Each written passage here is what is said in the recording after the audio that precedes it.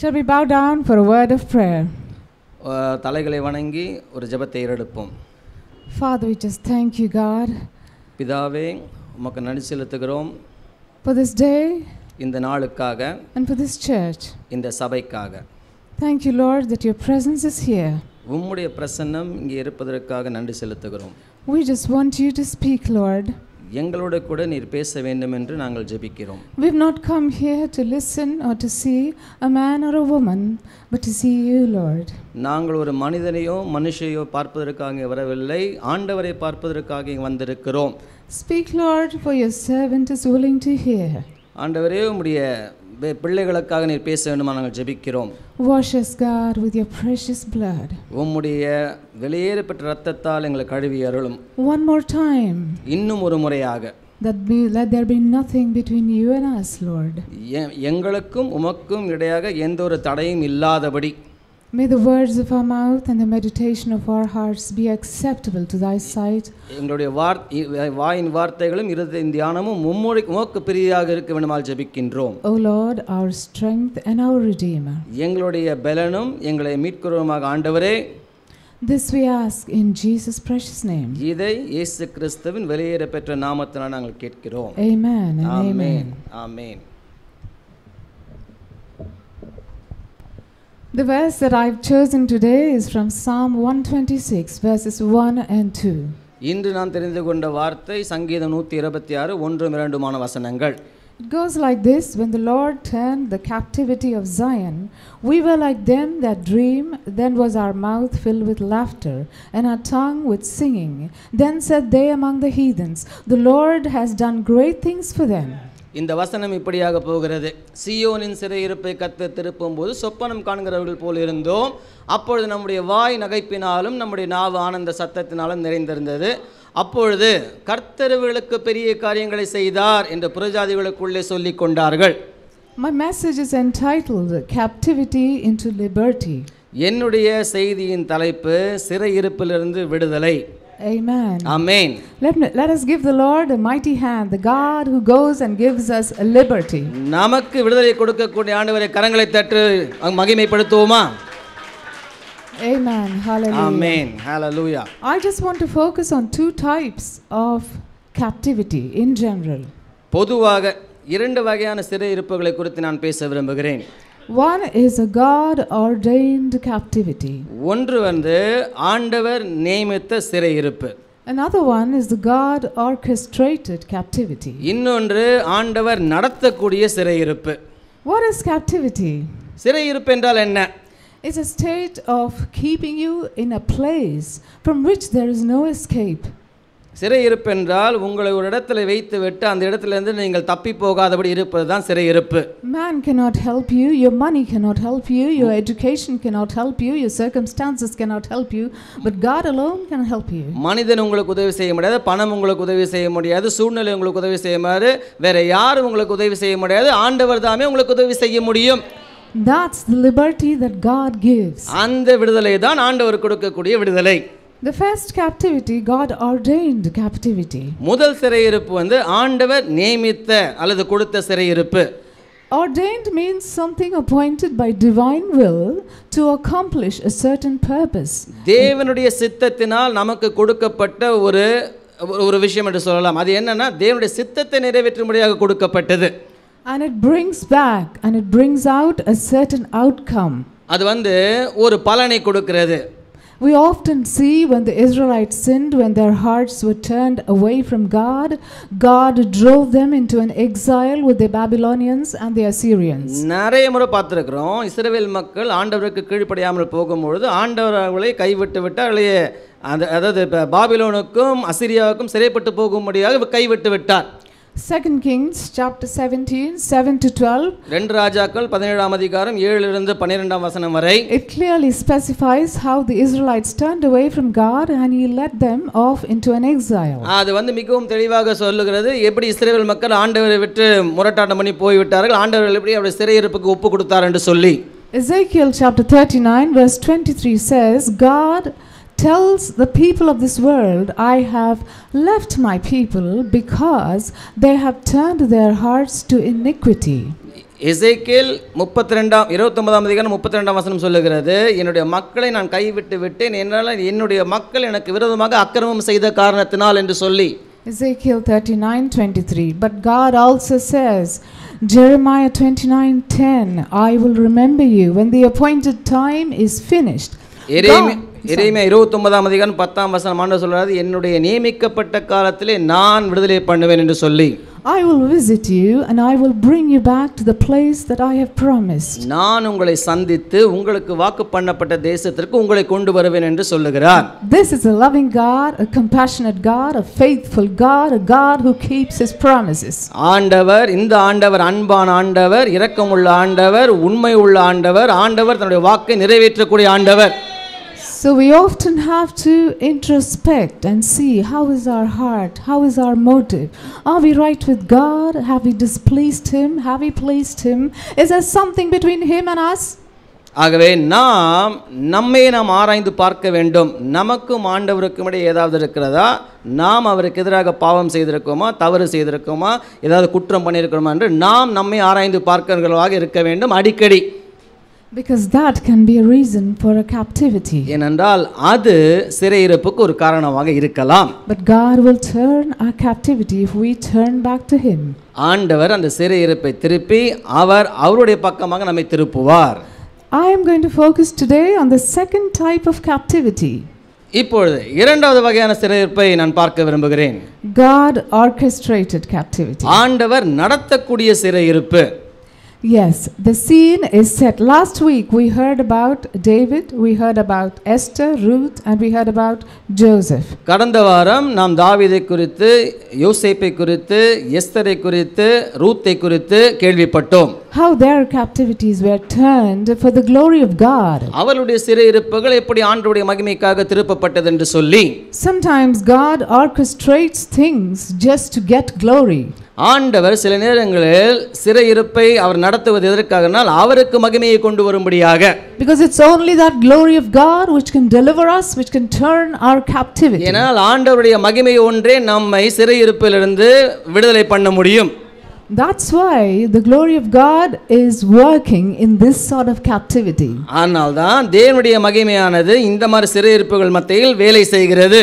I've taken as an example Peter in Acts chapter 12. அப்போஸ்தலர் 12ஆம் அதிகாரத்தில் பேதுருவை உதாரணமாக எடுத்துக்கொள்கிறேன். Now we need to see the scene which is set in the land of Judea. யூதேயாவிலே அந்த காட்சியை நாம் மனதில் வைக்க வேண்டும், பார்க்க வேண்டும். Herod was the ruler of Judea. ஏரோது அந்த யூதேயா தேசத்துக்கு ராஜாவாக இருந்தான். A wicked ruler was he. A wicked ruler. அவன் துன்மார்க்கமான ஒரு அரசாட்சி செய்யக்கூடிய நபர். He wanted to please the Jews. அவன் யூதர்களை பிரியப்படுத்த விரும்பினான். So he killed James, who was one of the disciples of the Lord Jesus. இயேசுவின் சீஷர்களில் ஒருவனாக இருந்த யாக்கோபை கொலை செய்து விட்டான். So the Jews were very pleased. அதனால யூதர்களுக்கு ரொம்ப பிரியமாயிடுச்சு அப்படி செஞ்சதனால, ஏரோது அப்படி செய்ததனால. So he made a plan. அதனால ஒரு திட்டமிடுறான். I'll catch hold of Peter. நான் பேதுருவை பிடிச்சி I'll put him in prison. நான் சிறைச்சாலையில் போட்டு I'll please the Jews. நான் யூதர்களை பிரியப்படுத்துவேன். So he caught Peter. அதனால பேதுருவை பிடிச்சிட்டான். And he put him in prison. சிறைச்சாலையிலும் போட்டு விட்டான். That is the scene we are looking at. அந்த காட்சியை தான் நம்ம பார்க்கிறோம் இப்போ. What sort of captivity was Peter in? பேதுரு இருந்த அந்த விதமான சிறையிருப்பு என்ன அப்படி நினைக்கிறீங்க நீங்க? It's written in the Bible, his hands were chained. வேதாகமத்தில் போடப்பட்டிருக்கிறது அவருடைய கைகளில் விலங்கு போடப்பட்டிருந்தது என்று சொல்லி. On either side there were two soldiers. ரெண்டு பக்கமும் ரெண்டு போர்ச்சேவகர்கள். And Herod assigned 4 quaternions of soldiers to keep him. ஏரோது 4 பகுதியாக காவலர்களை நியமித்திருந்தார், 4 கட்டமாக என்று சொல்லலாம். What is a quaternion? இங்க ஒரு பகுதி என்றால் என்ன? It's a band of 4 soldiers. அது 4 பகுதியாக இருக்கக்கூடிய போர்ச்சேவகர்கள். So you have 4 into 4. 4 times 4 is 16. ஒரு பகுதியில் ஒரு கட்டத்தில் பார்த்தீங்கன்னா 4 போர்ச்சேவகர்கள் இருப்பாங்க. அப்போ 4 பகுதியாக இருக்கின்றால் 4 into 4 16 போர்ச்சேவகர்கள் இருக்கிறாங்க. 16 soldiers plus 2 on either side plus his hands chained. This was the prison. 16 போர்ச்சேவர்கள் கைகளில் விலங்கிடப்பட்டுள்ளது. அவங்க 2 பக்கத்தில் 2 போர்ச்சேவர்கள் கூட. This was a prison and captivity that Peter was in. சிறை இந்த மாதிரி ஒரு சிறைச்சாலையில இந்த மாதிரி ஒரு சிறையிருப்புல தான் பேதுரு இருந்தார். And to top it off, அதற்கு மேலாக என்ன சொல்லணும்னா there was one large iron gate. ஒரு இரும்பு கதவு ஒன்று இருந்துச்சு. மிகவும் பெரிய இரும்பு கதவு. The most secure prison that you can ever know. நீங்க அறிந்திருக்கக்கூடிய மிகவும் பாதுகாப்பான ஒரு சிறைச்சாலை அது. This was the captivity. Nobody could help Peter. என்ன மாதிரி சிறையிருப்பு சிறைச்சாலை என்று பார்த்தீங்கன்னா யாரும் பேதுருவுக்கு உதவி செய்ய முடியாத அளவுக்கு ஒரு சிறையிருப்பு. He couldn't escape. He couldn't devise a plan. He couldn't ask for help. அவன் வந்து தப்பி போக முடியாது. அவன் தப்பிப்பதற்கு திட்டமிட முடியாது. அவனை யாரிடம் உதவியும் கேட்க முடியாது. He couldn't bribe the soldiers because they would be killed. போர் செய்வர்களுக்கு அவன் லஞ்சமும் கொடுக்க முடியாது. ஏன்னா அவர்கள் கொலை செய்யப்பட்டு விடுவார்கள். So helpless situation. அதனால உதவியற்ற ஒரு நிலை. But yet the church was doing something. ஆனால் சபை ஒன்று செய்து கொண்டிருந்தது. The church was praying unceasingly. சபை விடாது ஜெபம் செய்து கொண்டிருந்தது அவனுக்காக. Amen. Amen. This is a praying church. இது வந்து ஜெபிக்கக்கூடிய சபை. And thank God for this praying church. இந்த ஜெபிக்கக்கூடிய சபைக்காக ஆண்டவருக்கு நன்றி. Because mighty things will happen when the church starts praying. சபை ஜெபிக்க ஆரம்பிக்கும்போது வல்லமையான செயல்கள் நடைபெறும். Amen. Amen. Unceasingly, day and night, prayers were offered for the captivity release of Peter. இரவும் பகலும் இடைவிடாது சபை ஜெபித்துக் கொண்டிருந்தது. எதற்காக என்றால் பேதுரு விடுதலையாக்கப்பட வேண்டும் என்பதற்காக. But what was Peter doing? ஆனால் பேதுரு என்ன செய்து கொண்டிருந்தார்? He was sleeping. அவன் தூங்கிக் கொண்டிருந்தார். I often used to think that next day he was going to be killed. நான் அடிக்கடி யோசித்தது என்னன்னா நான் யோசிப்பது என்னவென்றால் அடுத்த நாள் அவன் கொலை செய்யப்பட போறான் ஆனா தூங்கிட்டு இருக்கானே. Because ஏனென்றால் the peace of God encompassed him. ஏனா தேவனுடைய சமாதானம் அவனை சுற்றி இருந்தது. And also I believe he had a prophetic revelation because Christ said, on this rock I will build my church and the gates of hell will not prevail against it. நான் என்ன யோசிக்கிறேன்னா தேவனுடைய வாக்குத்தத்தமான வசனம் அவன் மீது கூறப்பட்டிருக்கிறது. நீ கண்மலையாக இருக்கிற உன் மீது என்னுடைய சபையை கட்டுவேன் என்று சொன்ன அந்த வாக்குத்தத்தமான வசனத்தை நினைவு கொண்டவனாக நான் இருக்கிறான் என்று சொல்லி. Amen. Amen. Suddenly திடீரென்று things happen. காரியங்கள் நடைபெற்றது. When God changes our captivity and your captivity and my captivity, ஆண்டவர் வந்து உங்களுடைய சிறையிருப்பை என்னுடைய சிறையிருப்பை பேதுருடைய சிறையிருப்பை ஆண்டவர் வெளியே கொண்டு வரும்போது God always works in the suddenlies, especially in my life and I think in your life too. ஆண்டவர் வந்து திடீரென்று வேலை செய்வார். என்னுடைய வாழ்க்கையிலும் செய்திருக்கிறார், உங்களுடைய வாழ்க்கையிலும் செய்வார். Because suddenly there was a light shining brightly in that cell. திடீரென்று அந்த சிறையில் இருக்கக்கூடிய அந்த இடத்துல எங்க பேதுரு இருந்தாரோ அங்க வந்து பிரகாசமான ஒளி வந்தது. And there was an angelic visitation from God. ஒரு தேவ தூதன் ஆண்டவரிடம் வந்து பேதுருவை சந்திக்கிறார். Angels come from the presence of the Almighty God. தேவனுடைய பிரசன்னத்திலிருந்து தேவ தூதர்கள் வருகிறார்கள். They bring the glory of God. தேவனுடைய மகிமையை அவர்கள் கொண்டு வருகிறார்கள். Isaiah 61 says, ஏசாயா 61 சொல்லுகிறது, Arise, shine, for your light has come and the glory of the Lord is risen upon you. எழும்பி பிரகாசி, உன் ஒளி வந்தது என்று சொல்லி வசனம் சொல்லுகிறது. What did the angels say to Peter? தேவதூதர்கள் பேதுருவிடம் என்ன சொன்னார்கள்? Arise. எழுந்திரு. Get ready. தயாராகு. He patted him on the back. அவங்கள முதல்ல தட்டி கொடுத்தாங்க தேவதூதர்கள் பேதுருவை. Made him hurry up. சீக்கிரம் கிளம்பு அப்படினு சொன்னாங்க. What did he say? Gird up your loins. உன்னுடைய கச்சையை கட்டிக்கொள் என்று சொன்னார்கள். Put on your sandals. உன்னுடைய பாதரட்சையை போட்டுக்கொள் என்று சொன்னார்கள். What was he asking him to do? அவர்கள் என்ன செய்ய சொன்னார்கள்? That is part of the armor of God. அது வந்து தேவனுடைய சர்வாயுத வர்க்கத்தின் ஒரு பகுதி. Yes, girding your loins with truth. உங்களுடைய கச்சையை கட்டிக்கொள்வது. And put on the feet of the feet of the gospel of peace. சுவிசேஷம் என்னும் பாதரட்சையை அணிந்து கொள்வது. That is part of the armor. அது வந்து தேவனுடைய சர்வாயுத வர்க்கங்களில் ஒன்று, சர்வ ஆயுதங்களில் ஒன்று. So when God changes our captivity, he expects us to do something. ஆண்டவர் நம்முடைய சிறையிருப்பை திருப்பும் பொழுது நாம் ஒன்றை செய்ய வேண்டும் என்று அவர் விரும்புகிறார். Get ready to work in God's vineyard. தேவனுடைய திராட்சை தோட்டத்தில் வேலை செய்வதற்கு தயாராகுங்கள். Get ready to face the battles. நீங்கள் போரை யுத்தத்தை சந்திப்பதற்கு தயாராகுங்கள். It's because God needs to get that glory because he changed your captivity and my captivity. ஏனென்றால் உங்களுடைய சிறையிருப்பையும் என்னுடைய சிறையிருப்பையும் ஆண்டவர் மாற்றினதற்காக வேண்டால் அவர் மகிமையை பெற வேண்டும் என்பதற்காக. Only to do his ministry and his work. எதற்காக என்றால் அவருடைய ஊழியத்தை செய்வதற்காக, அவருடைய வேலையை செய்வதற்காக மாத்திரமே. And why do we need the armor of God? தேவனுடைய சர்வாயுத வர்க்கங்கள் நமக்கு எதற்காக தேவை? Ephesians 6:12 says, எபேசியர் 6:12 சொல்லுகிறது, we wrestle not against flesh and blood but against principalities and powers. மாம்சத்தோடும் இரத்தத்தோடும் நம்முடைய போராட்டம் கிடையாது. Rulers of wickedness, துரைத்தனங்களோடும் அதிகாரங்களோடும் நம்முடைய போராட்டம் இருக்கிறது என்று சொல்லி, in high places, spiritual hosts of wickedness, principalities. Our battle is with principalities and power. நம்முடைய போராட்டம் துரைத்தனங்களோடும் அதிகாரங்களோடும் பிரபஞ்சத்தின் அந்தகார லோகாதிபதிகளோடும் வானமண்டலங்களில் உள்ள பொல்லாதாவிகளின் சேனைகளோடும் நமக்கு போராட்டம் உண்டு. It's mandatory we wear the armor of God. நாம் தேவனுடைய சர்வாயுத வர்க்கத்தை தரிப்பது மிகவும் அவசியமாக இருக்கிறது. Before we enter into the ministerial calling, நாம் ஆண்டவருடைய ஊழியத்திற்கு போவதற்கு முன்னால் நமக்கு அழைப்பு கொடுக்கப்படுகிறது. when your captivity is turned, there will be a call on you.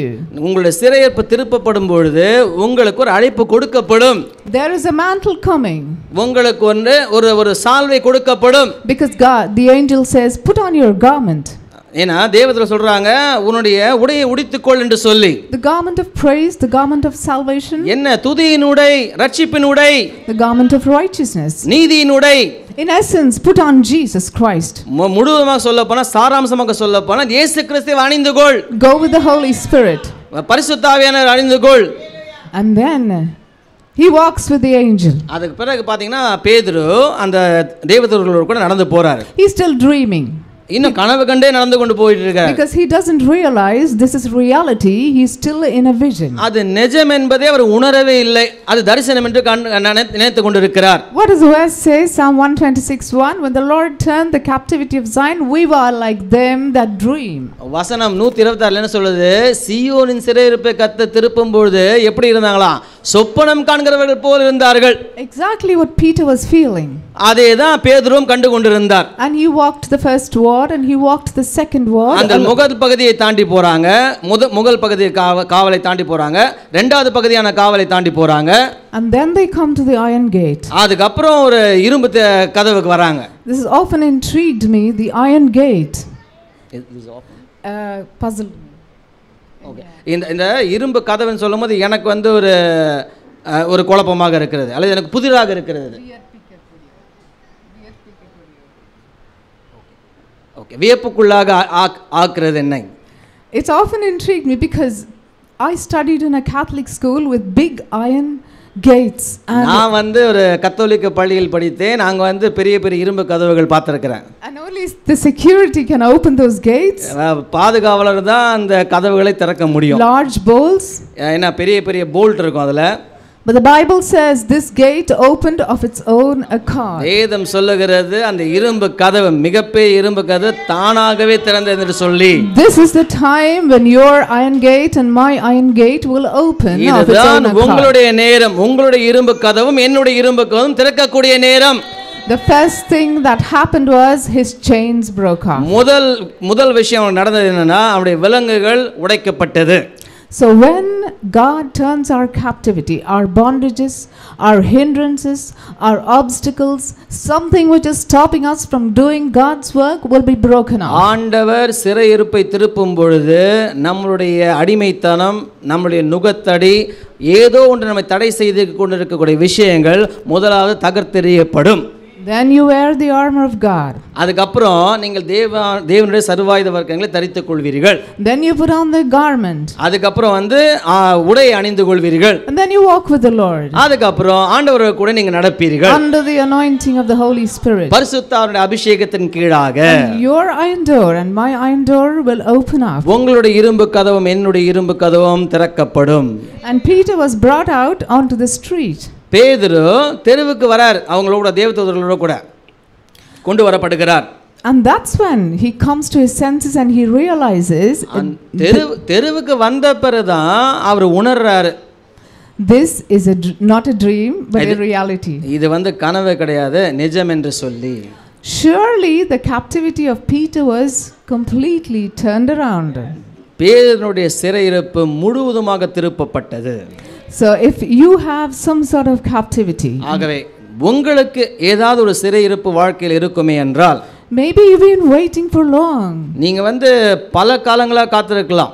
Maybe it's a financial captivity. அது பண சிறையிருப்பாக இருக்கலாம். Or maybe it's something you've desired, a house you're not able to get. அல்லது ஒரு வீடு அதை வாங்க வேண்டும் என்று விரும்பலாம், அது பல நாட்களாக கிடைக்காமல் இருக்கலாம். Or maybe it's a marriage, it's still awaiting. அல்லது எதிர்பார்த்து கொண்டிருக்கிற திருமணமாக இருக்கலாம். Life partner not coming. Life partner not coming. அல்லது நம்மளுடைய துணை, வாழ்க்கை துணை நமக்கு வரல அப்படின்னு இருக்கலாம், காத்துட்டு இருக்கலாம். Or maybe it's a child you've been waiting for. அல்லது ஒரு குழந்தைக்காக காத்து கொண்டிருக்கலாம். Or maybe you're planning to go abroad and things are being hindered. அல்லது ஏதோ பெரிதாக நீங்க நினைத்து கொண்டிருக்கீங்க, அதை தடைப்பட பண்ணலாம். The plans of God are good. தேவனுடைய திட்டங்கள் நன்மையானவைகள். For I know the plans I have for you, declares the Lord, plans to prosper you, not to harm you. ஆண்டவர் சொல்றாரு, உன்னை செழிக்கும்படியாக திட்டங்களை வைத்து கொண்டிருக்கிறேன், தவிர உன்னை அழிக்கும்படியாக அல்ல. To give you a hope and a future. உங்களுக்கு நம்பிக்கையும் எதிர்காலமும் கொடுக்கக்கூடிய திட்டங்களை வைத்திருக்கிறேன். So remember. ஆகவே ஞாபகம் வைத்துக் கொள்ளுங்கள். In summary, சுருக்கமாக சொல்ல போனால், Peter's captivity was turned around because the glory of the Lord visited him and drenched him. பேதுருனுடைய சிறையிருப்பு திருப்பப்பட்டது எதற்காகனா, தேவனுடைய மகிமை அவன் மீது முழுவதுமாக பொழிந்தருளின காரணத்தினால். And the glory, God gets the glory because this was an impossible thing to do by human hands. தேவன் மகிமையை பெற்றுக்கொள்கிறார், ஏனென்றால் மனிதனுக்கு இது கூடாத காரியம். It's an unbelievable thing to do. இது நம்ப முடியாத ஒரு காரியம், செய்வதற்கு நம்ப முடியாத ஒரு காரியம். Our God gets the glory. தேவன் மகிமையை பெற்றுக்கொள்கிறார். So your shackles will break. ஆகவே உங்களுடைய விலங்குகள் உடைக்கப்படும். Your chains will break. உங்களுடைய விலங்குகள் உடைக்கப்படும். When the glory of God descends, ஆண்டவருடைய மகிமை இறங்கும் பொழுது, learn to put on the armor of God. தேவனுடைய சர்வாயுத வர்க்கங்களை தரித்துக் கொள்ள பழகிக் கொள்ளுங்கள். Learn to wear the garment of praise. தேவனுடைய துதியின் உடை அணிந்து கொள்ள கற்றுக்கொள்ளுங்கள். Walk in the glory of God under the anointing of the Holy Spirit. பரிசுத்தருடைய அபிஷேகத்தின் கீழாக ஆண்டவருடைய மகிமையிலே நடவுங்கள். And your iron door and my iron door will open of its own accord. உங்களுடைய இரும்பு கதவும் என்னுடைய இரும்பு கதவும் தானாகவே திறக்கும். Amen. I just want to say a little prayer for you. Shall we bow down? Father, we just சிறு ஜெபத்தை ஏறெடுக்க விரும்புகிறேன். தலைகளை தாழ்த்தும்படி கேட்டுக்கொள்கிறேன். Father, we just thank you, God, for this time. பிதாவே, இந்த அருமையான நேரத்திற்காக நன்றி செலுத்துகிறோம். Thank you for letting us know you are a God who turns around captivities. சிறையிருப்பை திருப்பக்கூடிய ஆண்டவர் என்பதை நாங்கள் அறிந்து கொள்ளும்படியாக செய்தீர், அதற்காக உமக்கு நன்றி. You are a God who fills our mouths with laughter. எங்களுடைய வாயை நகைப்பினால் நிரப்பக்கூடிய ஆண்டவர் நீர். Whom can we praise you but you alone, God? உம்மை தவிர யார் நாங்கள் துதிக்க முடியும்? Thank you. Who is like unto you, a God of holiness? உம்மை போல பரிசுத்தமுள்ள ஆண்டவர் யார் எங்களுக்கு இருக்கிறார்? God who is faithful in promises. உம்முடைய வாக்குத்தத்தங்களில் உண்மை உள்ள ஆண்டவராக இருக்கிறீரே. A God who is fearful in praises. உம்முடைய துதிகளிலே பயமுள்ளவர்களாக இருக்கிறீர்களே ஆண்டவரே. We worship you and we thank you for what all you've done for us. நீர் எங்களுக்காக செய்திருக்கக்கூடிய எல்லா காரியங்களுக்காகவும் நாங்கள் நன்றி செலுத்துகின்றோம், துதிகளை ஏறெடுக்கின்றோம். உம்முடைய இரத்தத்திற்காக நன்றி. Thank you for that sacrifice. உம்முடைய தியாகத்திற்காக நன்றி. Thank you for the cross. உம்முடைய சிலுவைக்காக நன்றி. Thank you for giving us life. எங்க ஜீவனை எங்களுக்காக கொடுத்தீர், அதற்காக நன்றி. Thank you, God, for everything you've done for us. நீர் எங்களுக்காக செய்த அனைத்திற்காகவும் நன்றி ஆண்டவரே. You are a good God. நீர் நல்ல ஆண்டவர். Thank you for everything you do for us. நீர் எங்களுக்காக செய்யக்கூடிய எல்லாவற்றிற்காகவும் நன்றி செலுத்துகிறோம். And now, Father, பிதாவே, இப்பொழுது in the name of Jesus I ask இயேசு கிறிஸ்துவின் நாமத்தினால் நான் கேட்கிறேன், that a captivity of everyone be turned around, Lord. என்னுடைய சிறையிருப்பு அனைத்தும் திருப்பப்படுவதாக. Father, any captivity that people have and been waiting for long, எந்த ஒரு சிறையிருப்பாகவும் சரி அல்லது எதற்காக காத்திருந்தாலும் சரி, I call those chains and those shackles to break in the name of Jesus. எல்லா சங்கிலிகளும் எல்லா விலங்குகளும் இயேசு கிறிஸ்துவின் நாமத்தினாலே முறியடிக்கப்படுவதாக. I call every hindrance, every obstruction to be broken down in the எல்லா name of தடைகளும் இயேசு கிறிஸ்துவின் நாமத்தினால் நிர்மூலமாக்கப்படுவதாக. No weapon formed against you will ever prosper. எங்களுக்கு எதிராக உருவாக்கப்படும் எந்த ஆயுதமும் வாய்க்காதே போகட்டும். You will refute every tongue which speaks against you. எங்களுக்கு எதிராக குற்றம் சாட்டக்கூடிய எல்லா நாவுகளும் அழிந்து போவதாக. For this is the heritage of the servants of the Lord. இதுதான் தேவனுடைய சந்ததிக்கு கொடுக்கப்படக்கூடிய வாக்கு. I call people who've been called by you to rise up. ஆண்டவரே, உம்மால் தெரிந்து கொள்ள மக்கள் எழுந்திருப்பார்களாக. That more laborers will go into the harvest. அவர்கள் அந்த அறுவடைக்காக எழுந்திருப்பார்களாக. Because the harvest is ripe. என்ன ஆண்டவரே, அறுவடை தயாராக இருக்கிறது. And we need laborers. எங்களுக்கு அறுக்கிறவர்கள் தேவைப்படுகிறார்கள். Send, O Lord. அறுக்கிறவர்களை கொடுக்கும் ஆண்டவரே. Push them into your field. உம்முடைய அந்த நிலத்திற்குள்ளாக அவர்களை தள்ளும்படியாக கேட்கிறோம். Change our lifestyle. எங்களுடைய வாழ்க்கை பாணியை மாற்றி அருள வேண்டுமா Help ஜெபிக்கிறோம். us to wear the armor of God. தேவனுடைய சர்வாயுத வர்க்கங்களை தரித்துக் கொள்ள எங்களுக்கு உதவி Help us to செய்தருளும். wear the garment of praise. துதியின் உடையை தரித்துக் கொள்ள உதவி செய்தருளும். Help us to walk under the anointing. தேவனுடைய பரிசுத்தருடைய அபிஷேகத்துக்குள்ள நடக்க உதவி May செய்தருளும். the glory of God surround us in and out. தேவனுடைய மகிமை எங்கள் அனைவரும் சுற்றி இருப்பதாக. In front and be our rear guard. எங்களுக்கு முன்னாகவும் பின்னாகவும் இருக்க வேண்டுமா ஜெபிக்கிறோம். I call every captivity to be released in the name of Jesus. எல்லா சிறையிருப்பும் இயேசு கிறிஸ்துவின் நாமத்தினாலே விடுதலையாக்கப்படுவதாக. Turn it around, Father. Turn it around in the name of Jesus. எல்லா சிறையிருப்பும் திருப்பி அருளும் ஆண்டவரே இயேசு I call கிறிஸ்துவின் every நாமத்தில். iron gate to open in the name of Jesus. இயேசு கிறிஸ்துவின் நாமத்தினாலே எல்லா இரும்பு கதவுகளும் திறக்கப்படுவதாக. Every iron door open up in the name of Jesus. எல்லா இரும்பு கதவுகளும் இயேசு கிறிஸ்துவின் நாமத்தினாலே Now. திறக்கப்படுவதாக. இப்பொழுதே Open up. இப்பொழுதே That the திறக்கப்படுவதாக. King of glory will come in. Rajathi Raja வருவாராக. We thank you, we praise you. நாங்களும் துதிக்கிறோம், உம்மை புகழுகிறோம். We fall before you and we kiss your beautiful feet. ஆண்டவரே, உமக்கு முன்பாக தாழ பணிந்து உம்முடைய கால்களை முத்தமிடுகிறோம். Saying, who alone is worthy to be worshipped but you, O நீர் Lord. ஒருவரே துதிக்கும்படியாக பாத்திரம் உள்ளவராக To இருக்கிறார் you ஆண்டவரே. belongs the glory and honor and praise. நீர் உமக்கு ஒருவரே துதியும் கனமும் மகிமையும் And we give உண்டாகட்டும். it to you. உமக்கே அதை தருகிறோம். We thank you, we praise you. உமக்கு நன்றி செலுத்துகின்றோம், துதிக்கிறோம் ஆண்டவரே. In Jesus' name. இயேசு கிறிஸ்துவின் நாமத்தினாலே. And all God's people said, Amen. தேவனுடைய And மக்கள் amen. சொல்வார்களாக ஆமென் ஆமென் என்று Give the சொல்லி Lord a mighty hand, church. ஆண்டவருக்கு கரங்களை தட்டி மகிமை செலுத்துவோம். Thank you.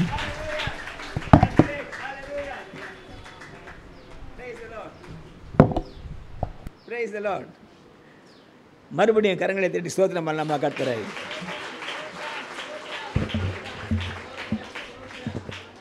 ஏன்னா போனஸ் சொல்லி கேள்விப்படுகிறீங்களா? போனஸ் கேள்விப்படுகிறீங்களா? இதுதான் போனஸ்ன்றது. ஆண்டவர் பேசுகிற வேளையிலே ஒவ்வொரு உள்ளத்துக்கு அந்த வேதனையை அறிந்து பேசுகிற ஆண்டவர் அவர். எது பண்ணாலும் அவர். அதனால் அவர் சாதாரணமாக சொல்கிறது கிடையாது. இந்த வார்த்தை வந்துட்டு அநேகருடைய வாழ்க்கையிலே உள்ள இருப்பு கதவுகள் திறக்கப்படுகின்றன. நீ சாட்சியாக இருப்பீர்கள். வர நாட்கள் சாட்சி சொல்லுங்கள். நிறைய விஷயம் சொன்னாங்க அவங்க. உங்களுக்கு தெரியும் உங்கள் வாழ்க்கை என்ன சொன்னாங்கன்னு உங்களுக்கு தெரியும். வந்து சொல்லுங்கள். மிகப்பெரிய ஒரு அற்புதத்தை பார்க்க இருக்கிறீர்கள். அதில் இன்னொரு விஷயம் சேர்த்து சொல்லணும்.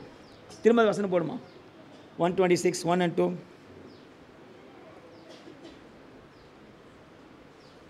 எல்லாம் சேர்ந்து வாசிங்க. அதை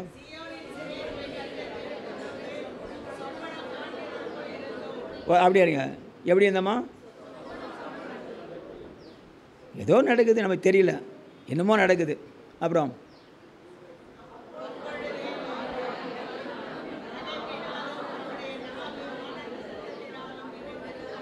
சரி,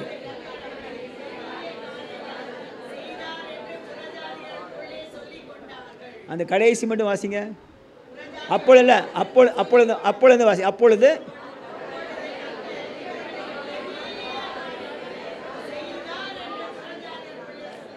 உங்களுக்கு நடக்கிற காரியத்தை பார்த்து மற்றவர்கள் சொல்லுவார்கள்.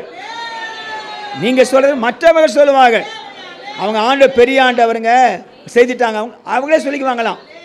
நம்ம சொல்ல வேண்டிய அவசியமே இல்லை. புறஜாதிகளுக்குள்ளே சொல்லி கொண்டார்கள். ஸ்ட்ரான்ஸ் சொல்லுவாங்க, பிரிக்கன் லோடில் சொல்லுவாங்க, செல்லப்படத்தில் சொல்லுவாங்க, நம்மளை பற்றி சொல்லுவாங்க, ஊரெல்லாம் சொல்லுவாங்க.